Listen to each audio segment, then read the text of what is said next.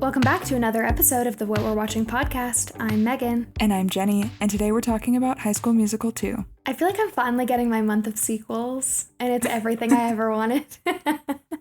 Nobody asked for it, I'm pretty sure. And we're not actually doing a month of sequels. This is the last one for a while, but I just feel like since we did Legally Blonde 2 a few weeks ago, and now we're doing High School Musical 2, I'm obsessed. I completely agree. I'm so glad we got to do this one because it is such a summer movie. Mm-hmm. And you guys did request High School Musical 2. It was like one of the top summer movies that you guys were like, you have to do this one. And I remember why. Yeah. It was fun rewatching it, but there were a lot of cringy moments. What did you think? I feel like sometimes when we watch Disney Channel original movies back, they give childish and sometimes they don't, where like Lizzie McGuire movie I feel like really holds up, does not give that kiddie. This one gives super kiddie to me. I agree, but I loved every second of it. Yeah, not necessarily in a negative way. It just like you can tell that it's made for 13-year-olds to watch, you know? Yeah. But seeing little baby Zac Efron especially, but Zac Efron and Vanessa Hudgens and Ashley Tisdale, they're just so cute and they're so young. Zac Efron especially has changed the most, and so it's just so funny to see him as this little kid. Little teenager. How old was he? Like 18? 19? He would have been like 20 maybe? Okay, so he was young. Yeah, he would have been 20 during filming this movie. The last one, I think he was 17 or 18. Interesting. But he looks younger than that to me. Brian came over to the living room when I was watching, and he was like, oh my gosh, it's pre-swole Zac Efron. Pre-swole. Because I feel like we've seen him a lot recently, like in Iron Claw, and he looks so different now. And he looks so young in this one. Yeah, I just loved it. I know, it was so cute. And Vanessa Hudgens was such a baby too. It was a fun watch. It was a fun watch. Quick reminder, if you guys have been enjoying the pod, to leave us a 5-star rating and a good review wherever you listen to podcasts. We really appreciate you doing that. It helps us out a lot. Thank you. The logline for this movie is, it's summer break and the kids of East High are out for some fun in the sun. Unfortunately, they're all broke and must get jobs in order to be able to afford to enjoy themselves. Troy thinks his problem is solved when he gets a job at Sharpay's family resort, but doesn't realize she has an ulterior motive for hiring him. Luckily, some of his fellow Wildcats have jobs there too. I completely forgot what this movie was about. I just knew it was summer themed and that there was a lot of pool time. I forgot they were all working. Same, and I remembered that it was at this like country club setting, but I completely forgot how Troy-centric this movie is. It's really like his journey of like growing up and like not being influenced by other people. Yeah, discovering himself. Mm-hmm. You're right, because actually Gabriella in this doesn't really have a strong part. No, I feel like she's in the movie as much as Ryan is, which Ryan is in this movie a lot more than the first one, which I love. Thank goodness. Thank goodness. Yeah. Which I think is why I was so surprised when we watched the first High School Musical movie, because I was like, man, I remember Ryan being such a huge character, and then he really wasn't in that movie. And this movie confirmed why I thought he was such a big character. Same. We love that character growth. So this movie came out on Disney Channel on August 17th, 2007, which was about a year and a half after the first High School Musical. Apparently, it was filmed in 5 weeks. That seems fast. For it to come out a year and a half after High School Musical, and for them to write all the songs, and yeah, that's crazy to me. I know, it takes them 2 years to make a new season of Bridgerton, and that's like 8 episodes. Ugh, and don't even get me started on Stranger Things. Oh, I can't even talk about that. Millie Bobby Brown's gonna be 30. Not actually, but she's gonna look so much older. Anyway. So just to like give you guys some background on the phenomenon of High School Musical at this time, in the time between the first High School Musical and this sequel, the original movie was seen by more than 170 million people worldwide. They launched a #1 soundtrack album, racked up multi-million DVD sales, and the original movie was adapted into a 40-city sold-out concert tour. That's crazy. So it was just a phenomenon. Blew up. And I remember how huge it was. Yeah. It was a big deal. It was. A few months before High School Musical 2 came out is actually when Vanessa Hudgens officially hard-launched her relationship with Zac in her Say Okay music video. That's right. The original Sabrina Carpenter. Hard launching her boyfriend in a music video. As the love interest. Wow. I know. Why do I always forget that they dated, actually? Vanessa and Zac? I don't know. That's like deep in my psyche from this time. I don't know why I always forget this, because I'm sure we talked about it in our High School Musical episode, but I'm shocked with you telling me this right now. I know, they dated for a long time. Well, it surprised me that they didn't launch their relationship until right before High School Musical 2 came out, because they had been spotted together, and I think it was like pretty common knowledge that they were dating since 2005. So a couple of years before when they met at the auditions. Oh, wow. Also, before High School Musical 2 came out, Zach and Vanessa started wearing matching rings on their right index finger with each other's names engraved. Cute. Cute. So cute. I love that. Yeah, it's funny to me how much they're giving Sabrina and Barry to me for some reason. Like, her putting him in the music video, them being, like, out and about together all the time, and, like, the fun couple that everybody was talking about. I just love it. That's so cute. I love that they had these matching rings.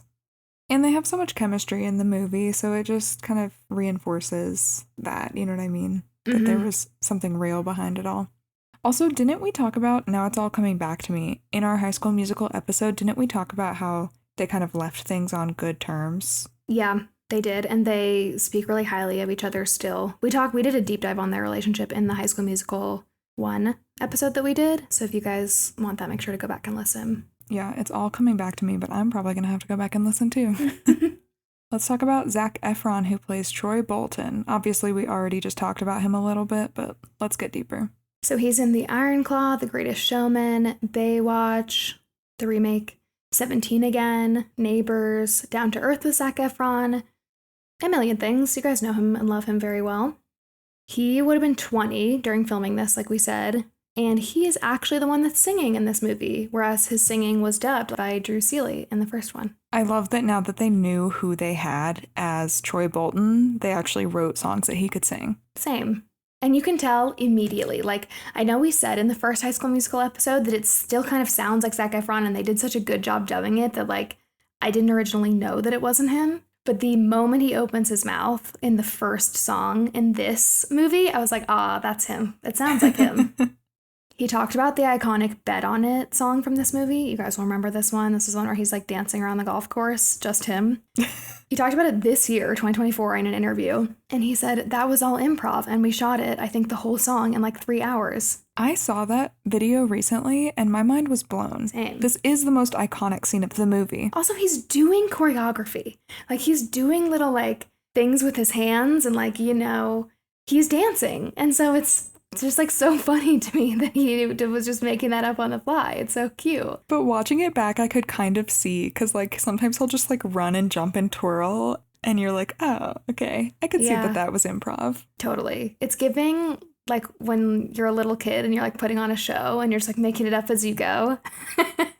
Except for better, obviously, because he's 20. But it just made me laugh so hard when I was watching it, knowing that it wasn't choreographed. I can't wait for us to talk about it more because I was dying the whole time. And then we have Vanessa Hudgens, who plays Gabriela Montez. She's from Spring Breakers, The Princess Switch, Grease Live, The Second Act, the one with J-Lo, Rent Live, Journey to the Mysterious Island, and many more things.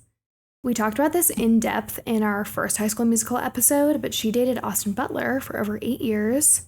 And then now she's married to Cole Tucker, who plays baseball for the Seattle Mariners, and she's a mom. Yay. This was a little bit sad, but she recently gave birth, and the paparazzi took photos of her leaving the hospital with her baby, and a bunch of the pictures were published online without her consent. She released a statement that said, "We're disappointed that our family's privacy was disrespected and exploited during this very special time due to the greed of a long lens camera feeding the media." But she did add, "Despite all of that, mom, dad, and baby are happy and healthy." So I'm glad they're doing okay, but that obviously makes me sad. I know that's such a hard thing for a lot of celebrities that have children. That makes me mad that people, paparazzi in particular, feel like they have the right to do that. I know. Especially with kids involved, with babies involved. Like, don't. Ugh. I know. And then we have Ashley Tisdale, who plays Sharpay Evans. She's from Sweet Life of Zack and Cody, Sharpay's Fabulous Adventure, Phineas and Ferb, many more things. You guys also love her. She got married to musician Christopher French in 2014.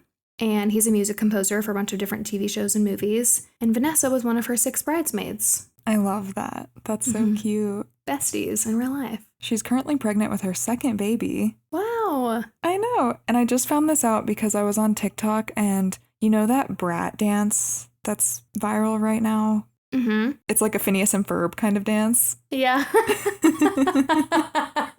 Well, she did it while pregnant, and that's how I found out. And then I think the top comment was like, this is so Phineas and Ferb coded. And I just love that she's from Phineas and Ferb. Yeah. It's so cute. I can absolutely imagine Phineas and Ferb just like doing yeah, I can totally see that. That's really funny. Yeah. So this I didn't know. She has a wellness company called Frenchie. I think that's how you say it. It's spelled like Frenshe. Okay. And it's available only at Target. So maybe you guys have seen it around Target. They make body and hair care products, candles, fragrances, and moisturizers. And this is good. She recently recreated the fabulous song and scene from High School Musical 2 to promote the brand. We'll talk about this in a minute, but in the scene, she's like lounging by the pool and her friends and people are like showing her different products like from different countries that she can, have to be fabulous. And in the video promoting her brand, it's all her products. So it's very cute. That is so cute. I love that. Maybe she gets the award for leaning into her past role. From this episode, definitely. Amazing. And then we have Lucas Grabeel, who plays Ryan Evans. He's from Halloween Town High and returned to Halloween Town and also switched at birth. We talked about this a lot in our High School Musical episode, but I feel like it's really important to talk about it again. Kenny Ortega, the director, always intended for Ryan to be canonically gay, but he feared, quote, Disney might not be ready to cross that line and move into that territory yet. I took it upon myself to make choices that I felt that those who were watching would grab. They would see it, they would feel it, they would know it, and they would identify with it. And that is what happened. And in 2020, Lucas said, as a straight white man, I know that even without trying, I have taken opportunities away from other people. There are so many amazingly talented gay actors that could do it as well. So if High School Musical was made today, I don't know if I would play Ryan. It's officially canon now. We did talk about this too in the episode, but in the final season of High School Musical, the series that came out in 2023, Lucas Grabeel and a lot of the original main cast came back to do this high school reunion scene, and Ryan kisses his partner. And Lucas apparently cried when the showrunner told him that Ryan would be officially coming out in High School Musical, the series. And he said it would mean so much to people who grew up with this movie. It's what they were always missing from this character. So we love this. I love that. I feel like this happens a lot with the movies that we talk about from the time period that we talk about a lot, like the early 2000s. There are a lot of queer-coded characters. And then as these movies are being remade or as like people are connecting with a lot of the characters today, I think we get a lot of this. We're like, now they're canonically gay. And I just appreciate that. I just appreciate how far we've come. We got a long way to go in a lot of areas, but I like seeing, in this case specifically, the fact that we have the example of like, this was originally intended, it was queer-coded, it spoke to a lot of the LGBTQ community at the time, and then it became a bigger part of the story when they retold it later. And they made it very clear that that was the case, which is good. Yeah. Also, he posts about High School Musical all the time on TikTok, and his bio is that guy from that thing. I feel like that must be when you know you've made it, when you can say, I'm that guy from that thing, and everyone's like, yeah, I know what you're talking about. And then we have Corbin Bleu, who plays Chad Danforth. Tell me why Corbin Bleu was a household name when we were in high school. Because he's amazing. He is amazing. No, he is amazing. I just was laughing because I was looking at this cast and I was like, I know that he was in a handful of other things. Like, he did jump in and catch that kid too. High School Musical, though, was by far his most popular as far as I'm aware. And like, everyone knew him. Like, he was just super famous from this. Him, Ashley Tisdale, Vanessa Hudgens, and Zac Efron are the memorable names from this cast. Mm-hmm. Yeah, that's true. He graduated from high school the same year this movie came out and was accepted to Stanford but didn't go. Whoa. I know. Also, I didn't know he was that young when this movie came out. Yeah. I mean, maybe he graduated high school later, but still. Still, yeah. And he didn't go to Stanford. No. I wonder if he just decided to pursue acting in his music career instead, because he had a pretty big music career too. Yeah, that's fair. I don't know. He ended up pivoting his career to Broadway, which I guess makes sense given the music career and his success in things like High School Musical. He is, I believe, right now actually cast as Seymour in Little Shop of Horrors on Broadway, which is a big deal. And people actually interviewed him backstage at the show this year, and he was talking to them about how there's still a cast group text from High School Musical, which I love. We love the cast group text. Yeah. It's like Sisterhood of the Traveling Pants. Yeah. He said he still gets to see everybody here and there, and he also said that Monique Coleman, who plays Taylor, we're going to talk about her in a second, and Lucas Grabeel both came to see him. That's so cute. I love that. He must be really close with Lucas because just last month he posted TikToks of him and his wife at Lucas Grabeel's house having a karaoke night. Oh, It looked really fun. Oh, I love that. It's so cute. All right, let's talk about Monique Coleman, who plays Taylor McKessie. So she's actually 8 years older than Vanessa Hudgens. And Ashley Tisdale actually is also 3 years older than Vanessa, so they're all kind of staggered, which is surprising to me because they look very much the same age in the movie. And this would have made Monique 26 while filming High School Musical 2. That's wild. I know. Here's a familiar name. So we just talked about Christy Carlson Romano a lot in our Cadet Kelly episode from last week. And we talked a lot about her podcast. And Monique Coleman was actually on her podcast a couple of years ago. And she said that the age difference was really difficult for her while filming High School Musical because she was 9 years older than Corbin, her love interest, which is big. That's big. Significant, especially at that age. And she was like, yeah, I was 24 working with 16-year-olds. And that would be weird. I would have a hard time with that. I would just be like, hey, kids. I mean, yeah, that's the equivalent of being 2 years graduated from college, working with sophomores and juniors in high school. It is nice to hear that they're all really close now and have a group text, because I imagine back then it was maybe more difficult for them to all kind of fit in together, you know? Yeah. If there's that big age gap. Definitely. I also thought this was really sad. She, I think, was pretty hurt by this, but she wasn't invited to the High School Musical 3 press tour because they told her there wasn't room on the plane, ? And Lucas was also left out. It was just the quote, main four: Zac Efron, Vanessa Hudgens, Ashley Tisdale, and Corbin Bleu. I'm sorry, there was no room on the plane? Like, absolutely not true.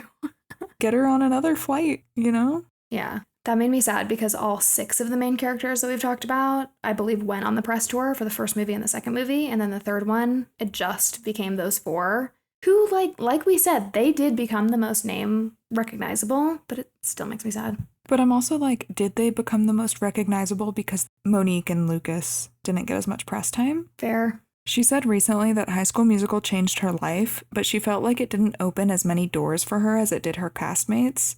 And she said she thinks part of that is that the industry at the time didn't know how to support Black actresses. Along those lines, we talked about this in our first High School Musical episode, but she's also talked about how her character wore headbands in the first movie because the crew didn't know how to style black hair. There's just an undercurrent of racism at this time in Hollywood, in a lot of cases, I think. And I just think, intentional or not, it makes things like this happen. Yeah. She says that the insecurity she felt from High School Musical not opening the same doors for her as her castmates led her to start Gimme Mo, which is a youth-driven TV series that exposes the issues young people face. That's everything from bullies, self-image, gender, sex trafficking, and more. And then the show offers resources to support young people who are going through those things. Wow, I love that. I know, I love that too. And I don't know how I haven't heard of it before. Both Corbin Bleu and Alicia Rulin, I don't know if that's exactly how you say it, but she's the one who plays Kelsey, are in it. Wow. Oh, that's really fun. I'm glad that even though the experiences seemed to be really mixed between the cast of how they felt filming, they all seemed to stay pretty close and in touch. Yeah, it is nice to hear that they're all still close. Okay, should we get into the movie? Let's do it. So the movie opens with shots of East High School, and everyone is in their last class period before summer break. This is like so nostalgic to watch, don't you think? Totally. Troy and all his friends, including Chad, are in Miss Darvis's class. You guys will remember her. She's the theater teacher, like the very dramatic theater teacher. And she's lecturing them about something, and no one's really paying attention because everyone's looking at the clock. And then finally, the bell rings, and everyone bursts into the hallway singing, "What time is it?" And Troy and Gabriella, Ryan and Sharpay, and Taylor and Chad all sing together along with the whole school. And it's like everybody's back together. I love it. And isn't it like, what time is it? Summertime. Yeah. I love that. I just always remember that song. Oh, me too. It's so good. They're all dancing in the cafeteria. Yeah. Yeah, it's iconic. Troy tells someone he needs to get a summer job so he can help pay for college in a year. Sharpay excitedly tells Gabriella goodbye since Gabriella has moved every summer for the last 5 years, so she thinks that she's never going to see her again. But Gabriella reminds her that she's staying until graduation next year. And I do have to say, Gabriella knew that Sharpay was being mean, and she just so, like, passive-aggressively tells her this. Yeah. You know that she knows that it's going to crush Sharpay to hear that she's coming back next year, but she says Yeah. it in such a sweet way. Yeah, it's really funny. Troy finds Gabriella at her locker and gives her the iconic T necklace. This just made me think of Call It What You Want by Taylor Swift, where she's like, I want to wear your initial on a train around my neck. Anyway. Perfect. Love it. Like, if this was the summer I turned pretty, they would be playing that, you know? Oh, they would. 100%. So then Sharpay tells Ryan that she needs to be with Troy because Troy is the top guy at school and she is the, quote, primo girl. And we can tell Sharpay is ready, just like she was in the first movie, to hatch up a new plan for the summer to try to win Troy over.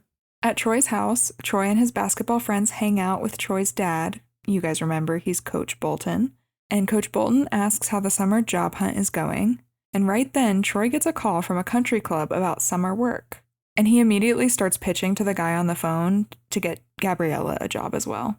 Before we can tell what happens with Troy's phone call, we cut to Sharpay's hot pink convertible, and her and Ryan are pulling up to Lava Springs Country Club with all their things for the summer. And we get the vibe that they spend every summer there, and they just like move into this country club for a few months. And Sharpay, as they pull up, Sharpay says, "It's good to be home." Once she walks into the country club, she immediately starts signing posters for the, quote, summer show, which we find out is the summer talent show. It's a big deal. And she pulls the country club manager, Fulton, aside and says, "The staffing matter we discussed." And he says, "It's done." Then Sharpay goes to the pool with her friends and Ryan, and they sing Fabulous. And this is the very iconic scene that we mentioned earlier.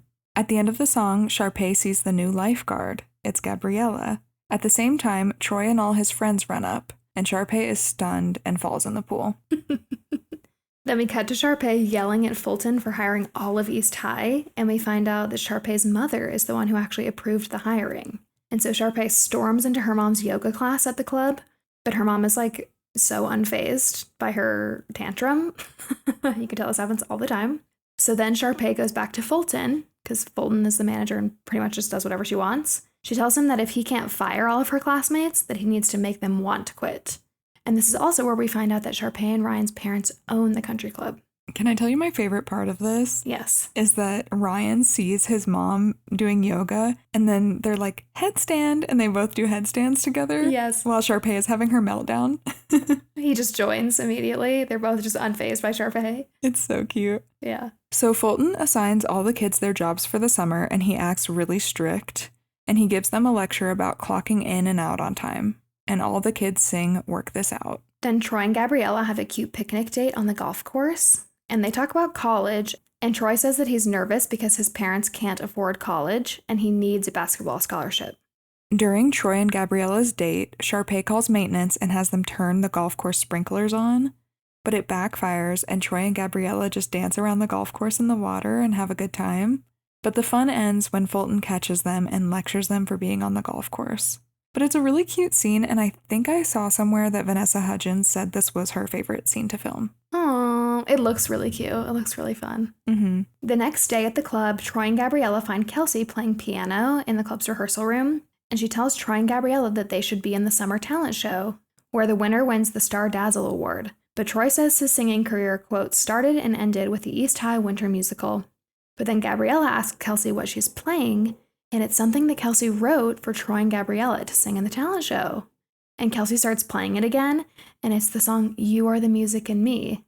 And by the time Troy and Gabriella are done singing it, he agrees. I guarantee you that I have not seen this movie as much as I've seen High School Musical, and yet every song I remembered. Yeah, you know all the songs. They're so catchy. They're so catchy. Ryan overhears the song and tells Sharpay that Kelsey wrote a great song for Troy and Gabriella, not for them. But Sharpay isn't worried, and she says, "I'm not sure Gabriella is the right girl to help Troy realize his full potential at Lava Springs." Evil Sharpay mode. Fulton tells Troy and Chad that they were requested as caddies for the day by Sharpay's family. When they get to the golf course, Sharpay is wearing a tiara with her golf outfit, which just like made me die, and she's driving her own hot pink golf cart. And while they're out there, Troy meets Sharpay's parents. Sharpay's dad arrives by helicopter for this round of golf, which is like, everything about this scene is absurd. And then while they're playing golf, Sharpay's dad lets her hit the ball once and she almost takes out Chad. Chad has to like stop and drop on the golf course. And Chad says, that girl needs to take up knitting or some sport where she can only injure herself. I do have to say the whole time Sharpay is like flirting with Troy and kind of pushing him onto her parents and completely ignoring Chad. Oh, totally. And Ryan, honestly. So Sharpay tells her dad to let Troy hit the ball, and she makes a comment to her dad about Troy being a potential star at his alma mater. And then we're starting to see her master plan unfold. Later that day, Fulton brings Troy a suit so he can join Sharpay's family for dinner. And when he gets to dinner, Sharpay tells Troy that her dad is on the board for the University of Albuquerque. Sharpay's dad and another man at the table, who presumably works at U of Albuquerque, talk about Troy's basketball performance from last season. And Troy just kind of brushes it off and acts humble and says that it was a team effort, and also points out Chad, who was waiting on the table. But Sharpay's dad, you can tell, is clearly not interested in talking about anybody but Troy, which is kind of sad. Yeah. During dinner, Sharpay's dad says that he pulls weight at the university and mentions their scholarship program. Sharpay tells her family that Troy can also sing, and she tries to get him to sing at the table, which is just so awkward. She's like, give them a little sample. Like, no. Can you imagine being a teenager on a date with someone and their parents, and they're like, sing for my parents. And your like college scholarship is potentially on the line? Absolutely not. So Troy says no, but Sharpay makes him promise that he'll sing with her another time. After dinner, Troy apologizes to Gabriella for being an hour late to their date. After he apologizes, he goes to the kitchen to clock out, and Fulton grabs him and takes him to this like weird, dark, cave-looking hidden area of the resort. But then suddenly all these lights come on and music plays, and it's Sharpay and Ryan. And they're practicing for the talent show, and they're making Troy like watch/participate. And they're singing Humu Humu Nuku Nuku Apawa'a. Do you remember this scene I can't believe that you just said that correctly. It's because they, I actually don't know if I said it correctly, but they do a really good job getting it stuck in your head. That's for sure. They do. That's true. But yeah, do you remember this scene? I do remember this scene. I don't think I had ever seen it before. And apparently it's a deleted scene that was only on the DVD version. Huh. I must have had the DVD. My sisters and I loved the deleted scenes on DVDs, so maybe that's how I saw it. It must be, but yeah, so it's on the Disney Plus version as well now. But you guys will have to let us know if you've seen this scene before or not. I had not. After the performance, Sharpay tries to convince Troy to join her and even offers to get rid of all the backup dancers and the props. And Troy says that he's just there to work and that he's late for his date with Gabriella. And I think he also tells her like she needs to tone it down with all the like extra stuff. So then Troy finally shows up to the pool to get Gabriella for their date, and he jumps in the water. I think she's like sitting in her lifeguard outfit, and so to get her attention, he like jumps in and pretends to start drowning so that she has an excuse to jump in the water too. And Gabriella says that they're not supposed to get in the pool, but then like I said, because of Troy like flailing around, she's just like, oh, whatever, and jumps in. And they swim around for a while. It's actually very cute. And Troy says, right now with you, it's finally starting to feel like summer. And then as they're about to kiss, Fulton shows up and catches them in the pool. And he says this is their second strike. At home, Troy tells his dad about his dinner with Sharpay's family and the potential scholarship at University of Albuquerque. Troy says the dinner felt weird, but his dad tells him there's nothing wrong with keeping your eye on the prize. Otherwise, you could be left behind. I feel like this is the start of where we see Troy's like inner conflict of like knowing that he needs money for school and like what's basically being offered to him versus wanting to like be true to himself / spend time with Gabriella and all of his friends. Right? I agree. The next morning, Fulton promotes Troy to be the golf pro assistant, which means he'll make $500 per week plus tips. He also has club privileges and has access to all the facilities, but he's not allowed to bring anybody else with him. So like all of his friends can't just like hang out in the pool if he wants to. And he's so excited about this promotion. The fact that he's going to be making so much money, I think, is such a big deal to him. But he asks Fulton how this happened, and Fulton says the Evans family thinks he has untapped potential. Troy spends the morning teaching kids golf, and then his 11:30 appointment shows up. It's Sharpay.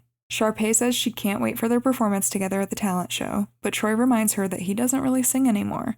Which is funny because, like, I'm pretty sure he's sung up to this point a couple times. And he definitely agreed to sing in the talent show with Gabriella already.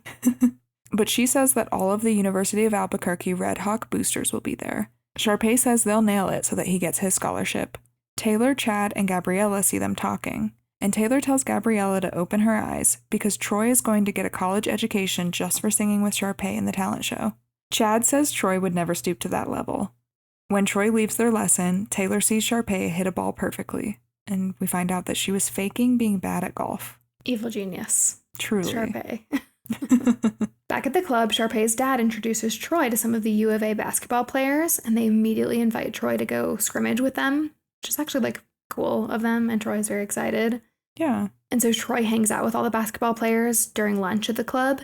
But when Chad brings out his burger, he says, "Oh, I actually ordered Swiss on my burger," and hands it back to Chad without looking at him. I died in this moment. It was so rude. It made me so sad.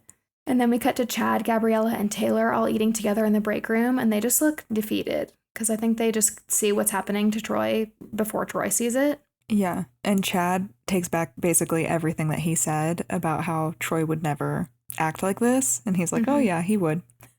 Sharpay talks to Kelsey and demands that she and Troy get You've Got the Music in Me for the talent show. Gabriella finds Troy practicing basketball, and she calls him out for forgetting about their dates and for the baseball game that they were going to play with the other employees.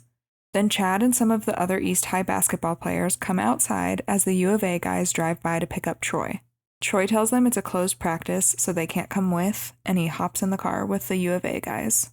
Then Taylor and Gabriella drive a golf cart to the staff baseball game, and they invite Ryan to come with. I think Ryan's like, but I'm not staff. And Gabriella's like, no, everyone's invited. It's okay. It's really cute. Then at the game, Gabriella asks Ryan to direct their talent show performance since he got kicked out of Sharpay's show, and Troy seems like he bailed on them. And Chad tries to act like he doesn't sing or dance anymore. Like, for whatever reason, Ryan being involved makes Chad competitive almost, where he's like, you can't make me sing and dance in this performance. And I'm like, Chad, you just sung and danced a few minutes ago. I know.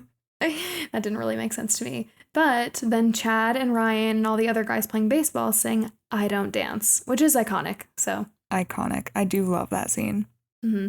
Troy's dad and Mr. Evans watch the U of A basketball practice, and Troy does a great job. The next day, Ryan and Gabriella talk, and we can tell that Ryan loves being part of this new friend group. And I think this is the part where he says to Gabriella, I know you guys think of me as Sharpay's poodle. And Gabriella is like, no one would think that after yesterday. So it's really cute. Troy shows up and apologizes to Gabriella for missing the game, but Ryan and Gabriella talk about how much fun they had, and Troy gets kind of upset. We can tell he feels super left out here. And Ryan says Gabriella's mom makes the best brownies. And Troy's like, I know, I've had them. It's kind of this weird, like, Troy is getting jealous of Ryan. Yeah. And, like, his sudden friendship with Gabriella, I think, like, makes him just jealous. It's kind of, I don't know, it's kind of funny. Chad gets mad at Troy for not even asking if they could all join the Red Hawks practice. Because, like, to Chad, he's like, dude, you're getting all this attention for our team's performance last season, and you're not including us in any of the, like, benefits you're getting from it. But then Troy says the Red Hawks came to him, and he's just taking advantage of the opportunity. And the boys just argue back and forth for a while, and Chad says he doesn't know who Troy is anymore. Sad. Then Troy and Sharpay rehearse for their talent show performance, and they're doing a very upbeat and different version of You Are the Music in Me. It's so extra. It's very much like in the first movie when she and Ryan come out and they do, I can't remember what the song is. Bop to the Top. Is it Bop to the Top? Yeah, it's giving that. It is giving that. And there are like backup singers, sparklers, a wind machine, and a big pink sparkly backdrop. And you can tell that Troy is just uncomfortable and doesn't want to be here. And afterwards, Sharpay says she thinks they were meant to sing together. And then he imagines her in a wedding dress. And he kind of panics and leaves. He's like, I need some air. The next day, Troy practices basketball on his own, but he misses every shot. And we can tell he just feels so thrown off by working with Sharpay and her family and like his new kind of place in the quote world, you know, of the country club. And then as he's walking through the club on his way to work, he overhears music and he sees all his East High friends and classmates practicing for their talent show performance. And they're having so much fun. Everyone's like freestyling dance. It's really cute. Afterwards, Sharpay yells at Ryan and says, I told you to keep an eye on them, not turn them into the cast of Grease. And Ryan says, I guess that's show business. And I don't think he's ever stood up to Sharpay before, so this is just a huge moment for his character. I know. It's just like, yes, Ryan. I love his arc. Yeah, he just has some confidence now. It's really sweet. Perfect. Then Sharpay goes to Fulton to try to get Ryan and his friends taken out of the talent show. Fulton says employee participation is a tradition, but Sharpay doesn't care. Then we see Taylor walk into the kitchen where most of them are working, and she tells the group that there's a new rule, and she's holding this flyer that outlines the rule, and it says all junior staffers have to work on talent show night. And they all immediately know that Sharpay has to be behind this. So then Gabriella confronts Sharpay, but Sharpay says Gabriella is the one that's jeopardizing Troy's future. Sharpay points out that Gabriella is the one who got Troy written up for sneaking on the golf course and into the pool. And Gabriella says she doesn't care what Sharpay is doing with Troy, she's just mad that Sharpay is messing with her friends. Gabriella also says, quote, "You better step away from the mirror long enough to check the damage that will always be right behind you." And then she says she's done. Troy sees this, and he runs down to talk to Gabriella, and he tells her that she can't quit her job. But Gabriella says he's been blowing off his friends and missing dates, and if that's the new Troy, that's good to know.